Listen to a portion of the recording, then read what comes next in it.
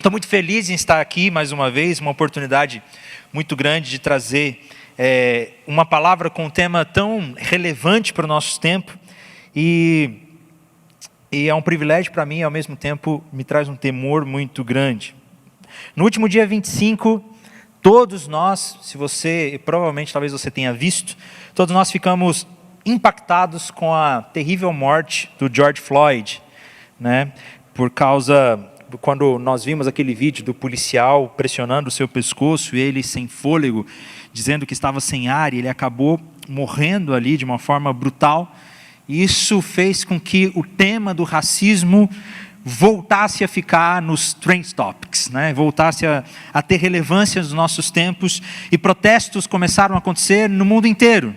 Tanto nos Estados Unidos quanto na Europa, e aqui no Brasil também os protestos começaram a acontecer, e como sempre as polarizações também começaram a acontecer, os extremismos começaram a aparecer, de protestos violentos que vai claramente contra as Escrituras e contra o que a própria família do George Floyd tem pedido, porque ele era um cristão convicto, mas as polarizações começaram a aparecer, e esse tema voltou a estar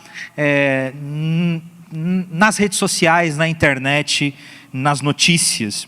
Na última terça-feira, por exemplo, nós vimos artistas e gente do mundo inteiro postando uma foto preta no seu Instagram, dizendo que vidas negras importam. Isso comoveu muita gente e também aconteceu, como eu já disse, muitas polarizações no meio disso tudo. Mas, e nessa semana, quando eu vi que os ânimos estavam exaltados na internet, com esse tema do racismo, imediatamente a minha vontade era entrar nas redes sociais e já escrever aquele textão, né? Quem me acompanha sabe que eu gosto de escrever sobre diversos temas, e a minha vontade era escrever alguma coisa falando sobre o racismo, mas o Espírito Santo constrangeu meu coração, dizendo: Felipe, calma, primeiro ouça, né? Primeiro vamos ouvir a Deus, primeiro vamos ouvir e entender o que está acontecendo, o clamor das pessoas e a voz de Deus. Porque, sinceramente, eu nunca passei por nenhum tipo de preconceito racial. Eu sou um jovem branco que, pela graça de Deus somente, fui criado numa família privilegiada, eu tive oportunidades e eu nunca passei por nenhum tipo de preconceito racial. Então, a primeira coisa que o Espírito Santo constrangeu meu coração foi justamente: ouça a Deus, ouça o clamor das pessoas, tente entender o que está acontecendo. O próprio Yuri também postou no Twitter dele durante essa semana, né, dizendo que sempre houve vozes contra o racismo. Por favor, que de uma vez por todas haja ouvidos. Se você não pode falar sobre a sua própria história de opressão, como é o meu caso, ouça, leve isso para o seu momento de oração, para o seu local de escuta, e então fale. O que eu percebi durante a semana foram ânimos exaltados e as pessoas querendo falar sobre, dando a sua própria opinião. E rapidamente os extremos apareciam, bandeiras identitárias sendo levantadas, partidos políticos utilizando dessa situação, ou ideologias se utilizando dessa situação para dizer aquilo que eles pensam, e protestos violentos acontecendo.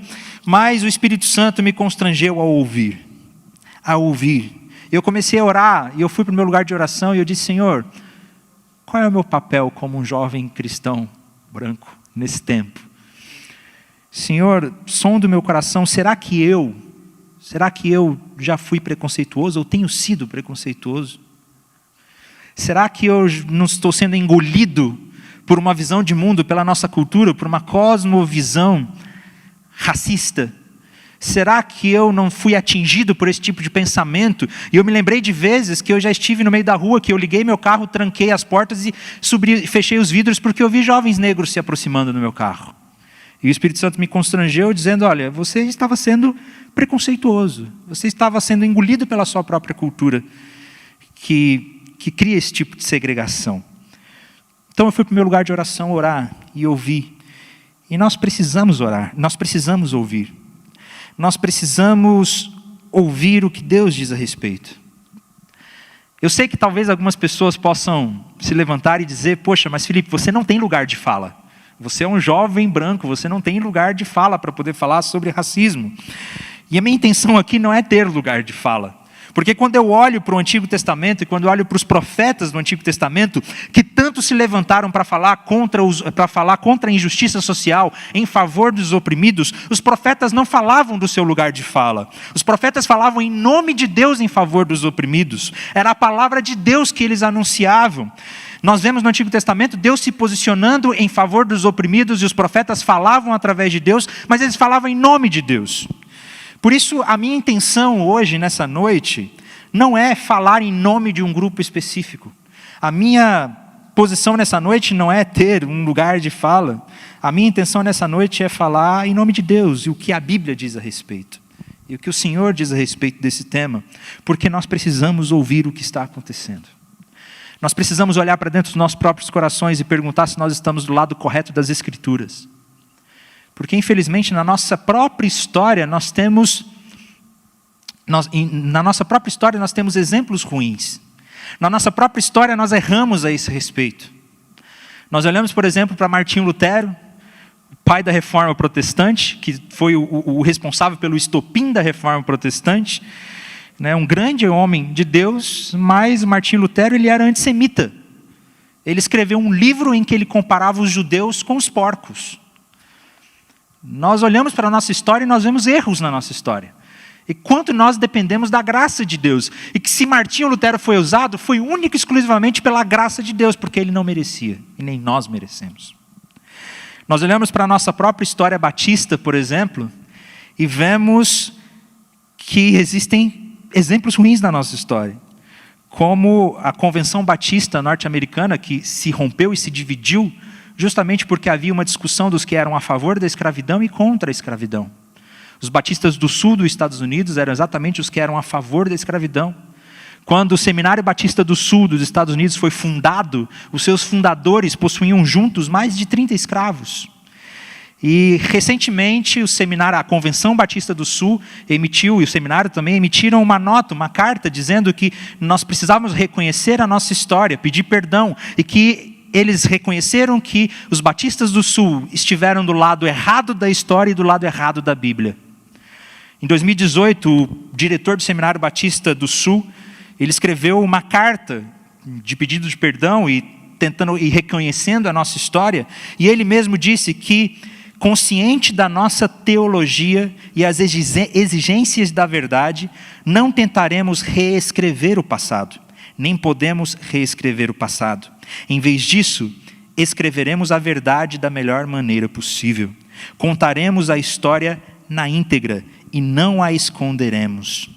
Foi uma carta que ele redigiu em 2018, reconhecendo a nossa própria história, que infelizmente existem esses casos. Ontem mesmo eu recebi um trecho do diário dos primeiros missionários batistas que chegaram no Brasil e fundaram a primeira igreja batista do Brasil, que eles estavam felizes quando chegaram no Brasil. Eles escreveram uma carta para os Estados Unidos dizendo que eles estavam felizes porque no Brasil a escravidão ainda era permitida. E eles disseram que o Brasil era um país miscigenado, cheio de raças, e que por causa disso existiam diversas doenças genéticas. Então, quando nós olhamos para a nossa história, infelizmente, nós vemos que nós erramos. E quanto nós precisamos da graça de Deus. Quanto nós precisamos da graça de Deus. Que se nós estamos sendo usados é única e exclusivamente por causa da graça de Deus. Graças a Deus, na história nós também temos exemplos positivos, que nós precisamos citar aqui. Pela graça de Deus, homens e mulheres se levantaram em favor das Escrituras, em nome de Deus, contra qualquer tipo de preconceito racial. Como, por exemplo, William Wilberforce, na Grã-Bretanha, Joe Woolman, nos Estados Unidos, que lutaram ativamente contra a escravidão, em favor do abolicionismo. O próprio Martin Luther King, que nós já conhecemos, que foi um grande ativista contra a segregação racial. Graças a Deus nós temos bons exemplos na nossa história. Mas, por isso que eu estou dizendo que o que nós precisamos hoje, diante de toda essa comoção que nós estamos vivendo, é dobrar os nossos joelhos diante de Deus e ouvirmos a voz de Deus e ouvirmos o clamor dos oprimidos. Sim, nós precisamos ouvir o clamor daqueles que estão se sentindo oprimidos, porque quando nós vamos para a Bíblia, nós descobrimos que Deus sempre se coloca do lado do oprimido. Deus sempre se coloca do lado do oprimido. Quando nós olhamos para o Antigo Testamento, nós vemos os profetas, Deus usando os profetas para trazer justiça àqueles que estavam sendo oprimidos. No Antigo Testamento nós encontramos o que nós chamamos do quarteto dos oprimidos. Qual era o quarteto dos oprimidos? Os órfãos, as viúvas, os pobres e os estrangeiros, que eram as pessoas que naquele tempo eram mais oprimidas. Os órfãos, porque não tinham mais família, não conseguiam ter nome, não conseguiam ter respeito pela sociedade. As viúvas, que muitas vezes eram abandonadas e viviam na sarjeta e não conseguiam muitas vezes nem se alimentar direito. Os pobres, como sempre, nunca tiveram voz, acabam sendo oprimidos e utilizados pelas pessoas, por outras pessoas. E os estrangeiros, que eram, porque o povo de Israel muitas vezes, como eu vou falar daqui a pouco, se sentiam orgulhosos da sua etnia, da sua raça, e acabavam menosprezando também os estrangeiros. E nós vemos Deus sempre se colocando do lado deles. Em Jeremias, no capítulo 22, nós vemos Deus dizendo, falando, ele defendeu a causa do pobre e do necessitado, e assim tudo corria bem. Não é isso que significa conhecer-me? Deus está justamente dizendo, olha, conhecer-me, e naturalmente o ato de conhecer a Deus vai fazer com que a gente se importe com a justiça e com a voz daqueles que estão sofrendo. Nós vemos em Isaías, por exemplo, Deus irado com o povo, porque eles estavam coniventes com a injustiça que estava acontecendo, com os pobres, com os oprimidos, e Deus diz, olha, parem de fazer o que vocês estão fazendo, lavem-se, limpem-se, removam as suas más obras para longe da minha vista, parem de fazer o mal. Seus líderes são rebeldes, amigos de ladrões, eles amam o suborno e andam atrás de presentes, eles não defendem os direitos dos órfãos e não tomam conhecimento da causa da viúva. Nós vemos o órfão e a viúva aparecendo aí, esse quarteto dos oprimidos. E Deus sempre se colocando do lado deles. Em Amós, nós temos uma exortação muito forte.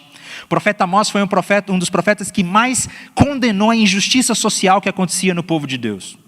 Porque o reino de Israel estava ficando muito rico, eles estavam tendo muitos privilégios, só que os ricos estavam mais ricos e os pobres estavam cada vez mais pobres, e eles estavam explorando o seu próprio povo, e havia muita injustiça no meio do povo, e o profeta Amós se levanta para condenar a injustiça, e Deus diz, através do profeta Amós, algo muito sério.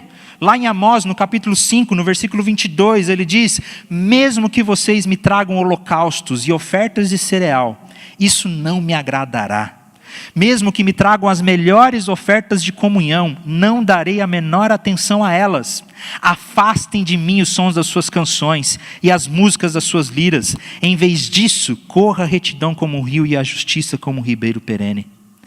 Gente, imagine só como seria se Deus virasse para nós hoje e dissesse, para de vir para a igreja, para de levantar a mão, para de cantar, para de trazer oferta, eu não aguento mais isso que vocês estão fazendo, porque eu ainda estou ouvindo o grito do oprimido lá fora, eu ainda estou ouvindo o grito dos pobres, eu ainda estou ouvindo o clamor dos injustiçados. Parem de fazer isso, antes que a retidão corra como um rio e a justiça como um ribeiro perene. Deus estava dizendo que um compromisso com Ele nos leva a ouvir a voz daqueles que estão sofrendo, constrange o nosso coração para nos levantarmos e nos posicionarmos em favor dos que sofrem. Por isso é importante nós ouvirmos o que está acontecendo hoje no nosso tempo. Por isso que as vidas deles realmente importam. Nós vimos nessa semana essa grande polarização, não porque vidas negras importam, não, mas todas as vidas importam. Claro que todas as vidas importam, mas nesse momento são eles que estão clamando por ajuda, são eles que estão clamando por algo. Seria a mesma coisa de dizer para Jesus, quando conta a parábola das 99 ovelhas, ele dizendo, imagine só as pessoas dizendo, poxa Jesus, quer dizer que as 99 ovelhas não importam? É claro que as 99 ovelhas importam, mas agora a que está correndo risco de vida é a uma que fugiu. Por isso nós precisamos dar ouvido aos que estão acontecendo, e nós vemos que Deus sempre se coloca do lado do oprimido. E na Bíblia, quando nós vemos Deus se colocando ao lado do oprimido, não é porque Deus não se importa com as outras vidas. Muito pelo contrário, Deus se importa sim com todas as vidas, e Ele ama a todos. Mas quando havia opressão, quando as pessoas clamavam por justiça, Deus se colocava do lado delas. É isso que nós vemos nos profetas no Antigo Testamento. Por isso nós precisamos ouvir. Eu queria fazer um rápido panorama sobre o que a Bíblia diz sobre o racismo, sobre esse tempo que nós estamos vivendo. Porque quando nós olhamos para as Escrituras, nós descobrimos que Deus condena qualquer tipo de segregação racial. qualquer tipo de preconceito racial, que Deus condena o racismo. O racismo não só é errado, como é pecado. Como é pecado e nos separa da glória de Deus, assim como qualquer pecado nos separa da glória de Deus. E nós vemos já na criação, em Gênesis, no capítulo 1, que no ato da criação, Deus tira o racismo da história. Que no ato da criação não existe espaço para preconceito racial. Porque no ato da criação, lá no capítulo 1, no versículo 27, nós descobrimos que Deus criou o homem à sua imagem. A imagem de Deus os criou, homem e mulher os criou. No ato da criação, nós vemos que Deus criou todo ser humano à sua imagem e à sua semelhança. Que diante disso não há motivo para que a gente se sinta superior uns aos outros, porque todos possuímos a imagem de Deus, porque todas as pessoas da face da terra são dignas do amor de Deus e dignas de serem amadas, porque elas foram criadas à imagem de Deus. Em Atos, no capítulo 17, nós vemos que Deus fez todos de um só descendente. De um só ele fez todos os povos. De um só ele fez todos os povos, para que povoassem toda a terra, tendo determinado os tempos anteriormente estabelecidos e os lugares exatos onde deveriam habitar. De um só fez todos os homens. Todos nós fazemos parte de uma mesma espécie. Todos nós descendemos de uma só pessoa. Inclusive esse termo, raça, é equivocado. Isso não existe, gente. Eu estava conversando com uma bióloga hoje, antes de vir para o culto, a Jéssica, aqui da nossa igreja. E ela estava me confirmando exatamente isso. Não existe esse negócio de raça. Todos nós fazemos parte de uma mesma espécie, né? Homo sapiens, seres humanos. Falar que existe diferença racial é um equívoco. Isso não é correto. E isso é bíblico, porque realmente todos nós fazemos parte de uma mesma espécie. Todos nós fomos criados à imagem de Deus e todos nós descendemos de um só homem. Então não há espaço para qualquer tipo de preconceito. A Mishnah, que é um comentário da Bíblia hebraica que os judeus faziam, ele tem um comentário muito interessante sobre esse texto da criação de Adão, que diz o seguinte: por que Deus criou apenas um ser humano? Para que ninguém tenha base para afirmar ao semelhante, meu pai é melhor que o seu. Isso é incrível, porque os próprios judeus já entenderam que porque Deus criou Adão e Eva, isso não abre espaço para nenhum tipo de preconceito racial. Porque todos foram criados à imagem de Deus. Nenhuma raça, que quando eu falo raça aqui, eu não estou falando biologicamente, como eu acabei de dizer, mas nesse termo cultural, ninguém é inerentemente superior a qualquer outro. Em toda a Bíblia nós vemos Deus condenando o pecado. O pecado não, com o pecado também, mas em toda a Bíblia nós vemos Deus condenando o racismo. Como por exemplo, lá em Números, no capítulo 12, Deus castiga Miriam, porque ela rejeitou a esposa do seu irmão Moisés, porque ela era uma africana. E o texto é bem interessante. Em Números capítulo 12 diz assim, olha, Miriam e Arão começaram a criticar Moisés, porque ele havia se casado com uma mulher cuxita. Cuxita era africano, um povo da África. E o texto continua, alguns acontecimentos ocorrem.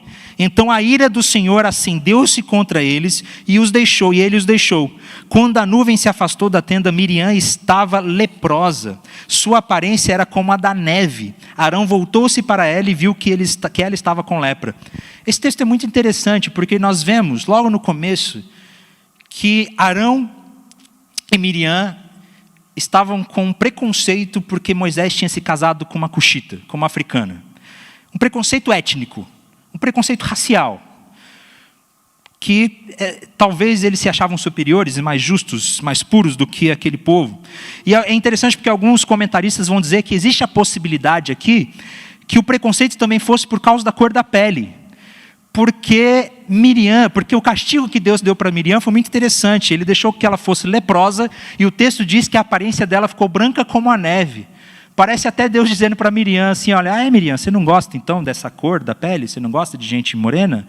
Então eu vou deixar você branquinha, branca como a neve, para você poder aprender essa lição. Nós vemos Deus condenando esse tipo de preconceito. Deus declarou por meio do profeta Amós, como eu acabei de falar, o profeta Amós foi um dos que mais falou contra a injustiça social. Deus declarou que o povo de Israel nunca foi mais importante do que nenhum outro povo.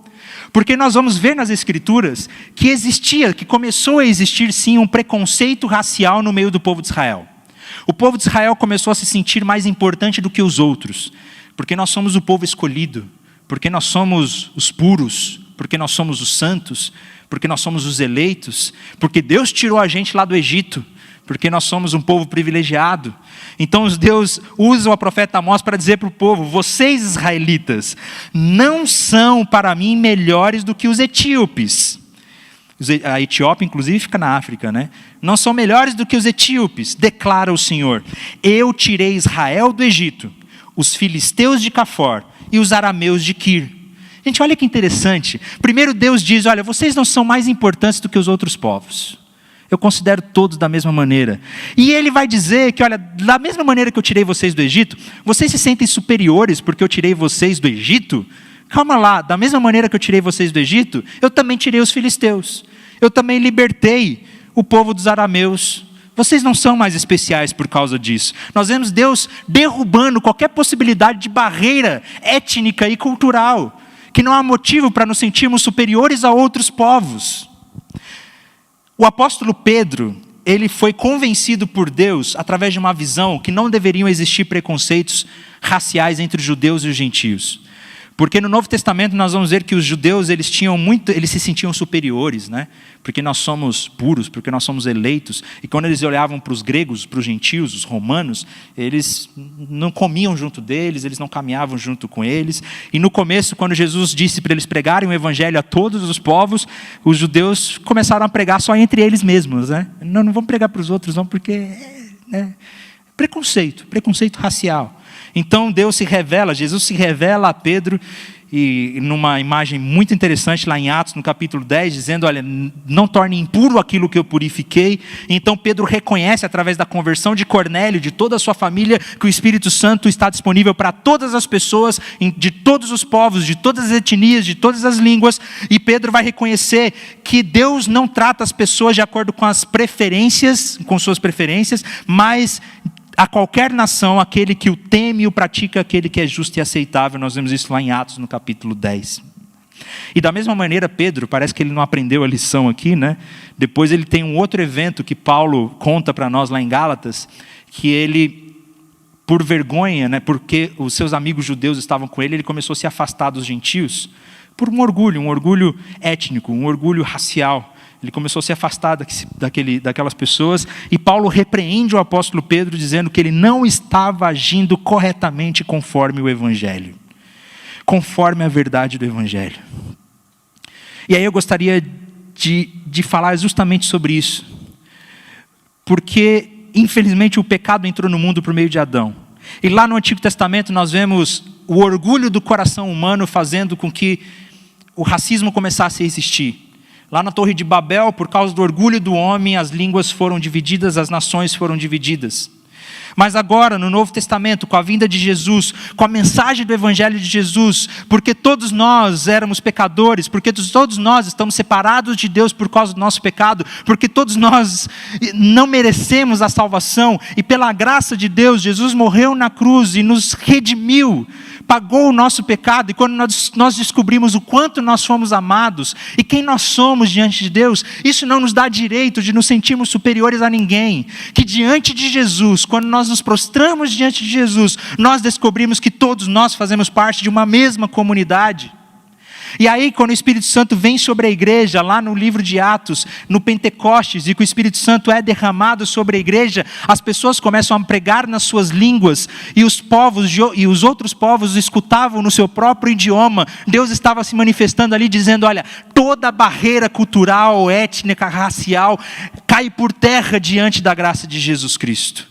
Diante de Jesus, todas as barreiras étnicas caem por terra. Todos conseguem ouvir de novo dentro do seu próprio idioma, porque Jesus reúne a sua igreja como um só povo. Como Paulo diz lá em Gálatas, que por causa do Evangelho de Jesus, não existem mais escravos, nem livres, nem mulheres, nem homens, nem gregos, nem gentios, nem judeus, nem gregos, e nem pretos, nem brancos. Todos somos um diante de Jesus Cristo. Diante do Evangelho, quando nós estamos diante de Deus, nós encontramos a única resposta, que Ele é capaz de nos reunir como um só povo.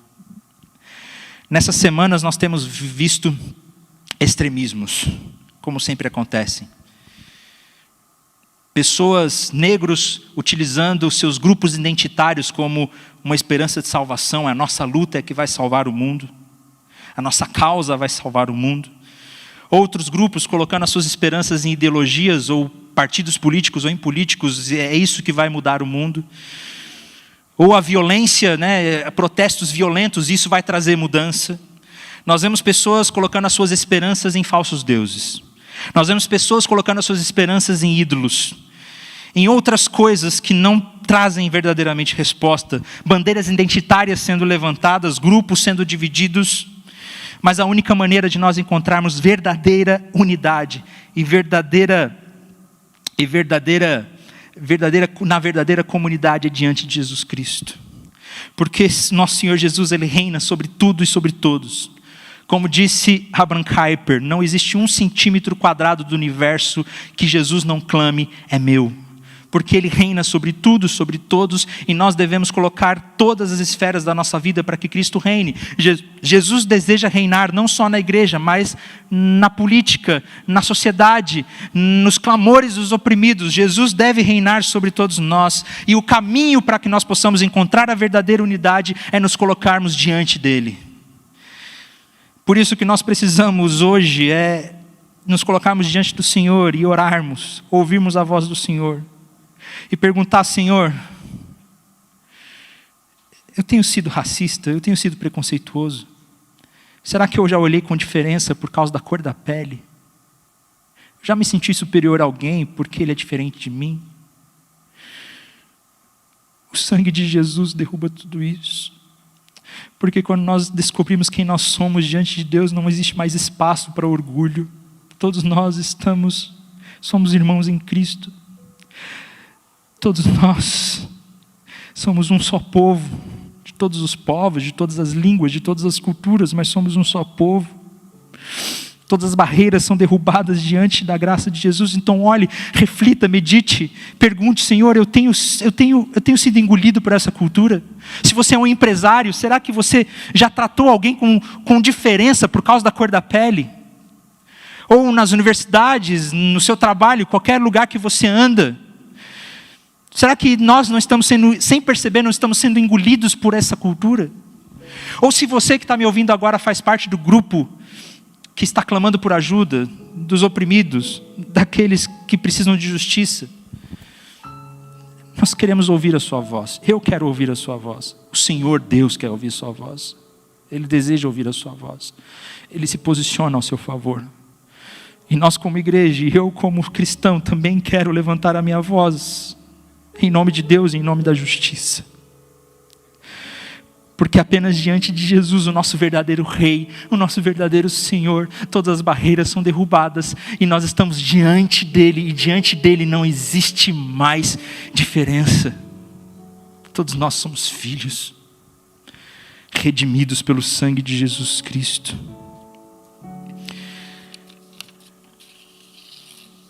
Efésios, no capítulo 2, versículo 11, o apóstolo Paulo vai dizer: olha, portanto, vocês já não são mais estrangeiros, nem forasteiros, mas concidadãos dos santos membros da família de Deus, edificados sob o fundamento dos apóstolos e dos profetas, tendo Jesus Cristo como pedra angular, no qual todo o edifício é ajustado e cresce para tornar-se um santuário no Senhor.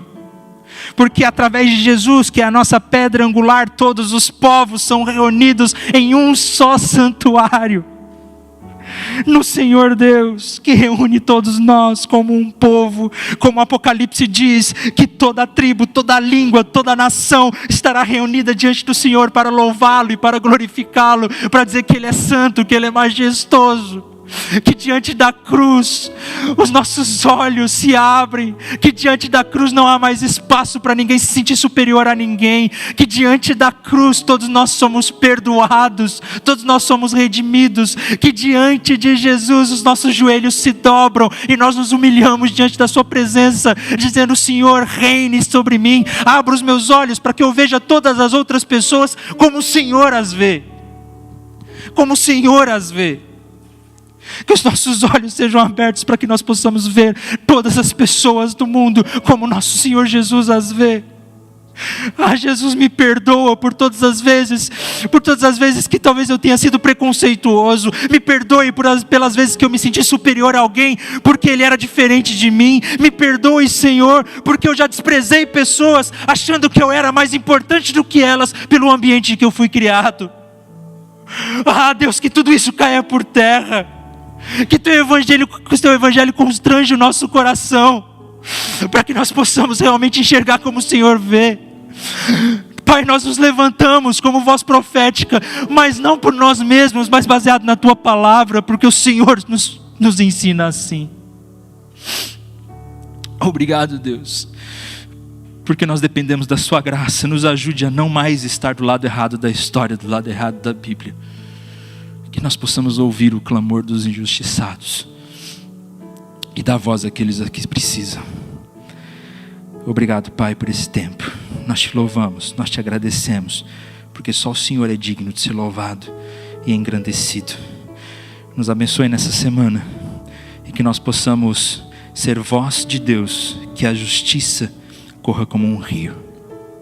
Em nome de Jesus. Amém.